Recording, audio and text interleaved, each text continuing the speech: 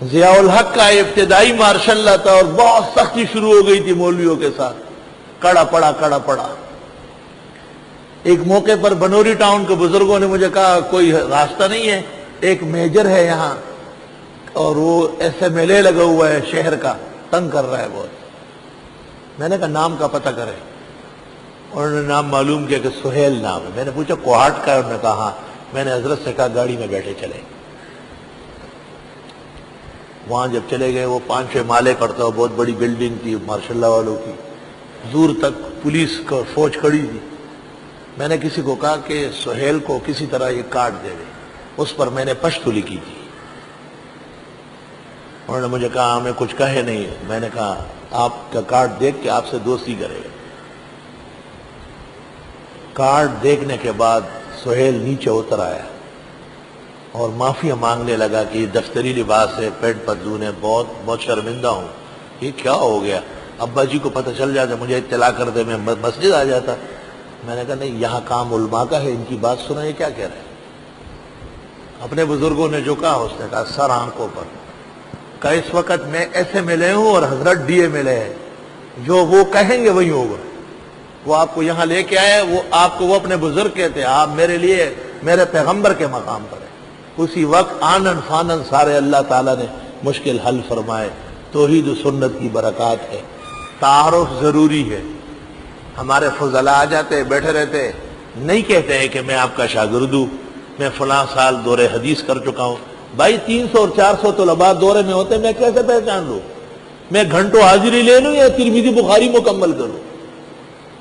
ہمارے استاد مولانا ادریس میرٹی بنوری ٹاؤن میں حاضری لیتے تھے، بوڑھے آدمی تھے، حاضری لیتے طالب سے پوچھتے کتنا ٹائم رہ گیا؟ جی 7 منٹ رہ گئے۔ کوئی بات نہیں، ایک حدیث پڑھ لو۔ میں نے ایک دن کہا چھوڑو یہ نام ان کے، بلا ڈالو، اس کی جگہ مسلم کی حدیثیں پڑھا لو۔ یہ کون لیلا مجنون کا داستان پورا کرے گا؟ اور جب تک استاد حاضری نہ لے ہرگز طالب کو نہیں پہچانے۔ یا تو وہ مدرسے جس میں 5 اور 6 طلباء کلاس میں ہوتے، وہی استاد وہی شاگرد، وہ کون بھولے گا؟ میں ایک موقع پر مولانا عبدالحق صاحب اکوڑا خٹک جناح اسپتال میں داخل تھے، میں خدمت میں گیا، ایک رکشے والا ساتھ گیا۔ یقین کر لو اس رکشے والے نے جو حضرت سے ملنا شروع کیا، کہا بچے تعریف گلی تو نصرت خیلو؟ جی حضرت۔ 47 سال پہلے انہوں نے مولانا عبدالحق سے دور حدیث کیا تھا، اور حضرت نے فرمایا استانو معرف گل دے بچے تو نصرت خیلو وی آؤ حضرت میں جی سنگ دی پجندو خوی دغه سلور طالبانو تور حسوگنو صرف سلور طالبانو دو رکھی اس دیو پجنی گا چھ 1200 دیار 200۔ اس لیے اگر ہم کبھی آپ کو نہ پہچانے تو آپ نہ ناراض ہو، قصور آپ کا ہوگا، آپ تعارف کر لیں۔ نہیں کر سکتے استاذ کے سامنے کاغذ لکھ کر کے دے دے، ہمارے خدام سے بات پوری کر لے کہ میں حضرت سے ملنے آیا ہوں، مجھے یہ کام ہے، وہ آپ کو مجھے بتائیں گے، مناسب گھڑی نکالیں گے۔ اب میں 5 گھنٹے پڑھا کر کے وہاں جا کے ایک آدمی مجھے خط دیتا ہے کہ ہمارے مدرسے کے لیے چندہ کرو، اب اس کو خدا چھڑا لے پھر خدا جمان نبی اخلاص کی، اس لیے کہ یہ وقت نہیں تھا، یہ وقت ملنے کا نہیں، یہ وقت السلام علیکم چلو جاؤ۔ اس کے لیے عصر کے بعد دربار عام لگا ہوتا ہے، مغرب کے بعد بیٹھتا ہوں، سارا دن یہی ہوتے ہیں، نہیں وہ خو نہ بل وخو اور آلے دغو بل وخو بیا وی وی وحلو وی کنزلو نہ دیم چې دارا کم ہوا دین زیاد پکار دی تاسو ولې خپل تعارف نہ کوئ؟ اللہ اوہو، تعارف میں کیا لذت ہے، کیا شیرینی ہے۔ حج سے فارغ ہو کر اہل خانہ سب ساتھ تھے، منصور بھائی اور منصور بھائی بھی ساتھ تھے۔ اب ہم وہاں پہنچے تو انہوں نے کہا 2 گھنٹے دیر سے آئے، حالانکہ ہوائی جہاز کے اڑنے میں 4 گھنٹے موجود تھے، تو نہیں بیٹھنے دیا۔ اچھا جی، اب اتنی پریشانی جدے میں جس کی کوئی حد نہیں ہے، کیونکہ ہم سامان جب قریب کرتے تو فلائی چلی جاتی ہے، جب فلائی کی بات کرتے وہ کہتے لائیے، تو سامان اتنا زیادہ ہے وہاں یہاں تک پہنچانا آسان نہیں ہے۔ میں نے دعا کی، میں نے کہا یا اللہ ابھی خالص تیری رضا کے لیے حج کیا ہے، یہ تکلیف ختم فرما، لا الہ الا اللہ بس اس دعا کے ساتھ ہی سامنے جو ہوائی جہاز کے افسران تھے انہوں نے آپس میں مشورہ کیا، قریب ہو گئے دوسرے، اور ایک چھوٹے کو کہا تم کسی طرح پاس جاؤ۔ وہ میرے قریب آیا، السلام علیکم حضرت جی خیریت ہے؟ میں نے کہا کون ہو؟ کہا راغب احسنی۔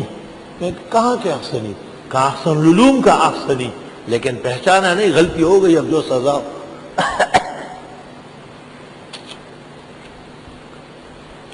کہاں جو پی آئی اے کا ملازم جدہ ایئرپورٹ پر اپنے نام کے ساتھ احسنی لگائے، وہ کس درجے کا آپ کا معتقد ہوگا؟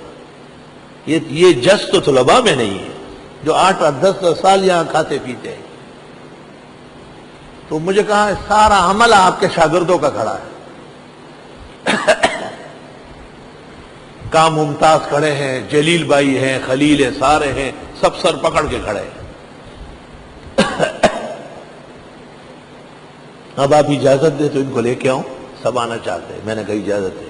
سارے دوڑتے ہوئے آئے، معافیا مانگ رہے، پیروں پہ ہاتھ رکھ رہے، کہنے لگے حضرت اس وقت ایک فلائی چل رہی اسلام آباد، ایک چل رہی لاہور، کراچی کی کل ہے، جو فلائی آپ کا ہے بس اسی وقت اوکے، سامان ہم لے کے جائیں گے۔ اس اتفاق سے ایک مخلص دوست اسلام آباد میں تھا اور بہت نیک صالح، اور ان کی دعاؤں کے ہم محتاج تھے۔ میں نے کہا اسلام آباد ٹھیک ہے۔ بس اعلان ہو گیا، ایک دم ناموں کے لاؤڈ سپیکر پر فرسٹ کلاس میں سیٹیں کرائی، اور جہاز کے اندر تک سارا عملہ ساتھ چلا گیا۔ انہوں نے کہا پہلے ہم نے پہچانا نہیں، ہم سے بڑی غلطی ہو گئی۔ پہچاننا شرط ہے، بغیر پہچاننے کے گلہ کرنا مناسب نہیں ہے۔ سورۃ النساء اس موضوع پر ہے کہ آپ دینی مسائل اولاً 16 پھر 8 اور اخیر میں پھر 8 پہچان لیں اور سمجھ لیں، اور معاشروں کو ان خطوط پر استوار کر لیں۔ اس سورت کا موضوع بھی اللہ رب العزت کی توحید ہے، اور اس سورت کا موضوع بھی رسالت حق کا اس بات ہے، اور اس سورت کے اندر بھی وہی مسائل ہے جو سابقہ سورتوں میں تھے، لیکن بجائے باطل فرقے کے باطل رسوم اور نظریات کا رد زیادہ ہے۔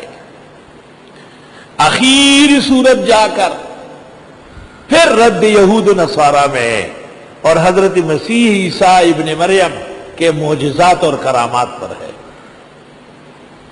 وما قتلوه وما صلبوه ولكن شبه لهم وبكفرهم وقولهم على مريم بهتانا عظيما وقولهم انا قتلنا المسيح عيسى ابن مريم رسول الله۔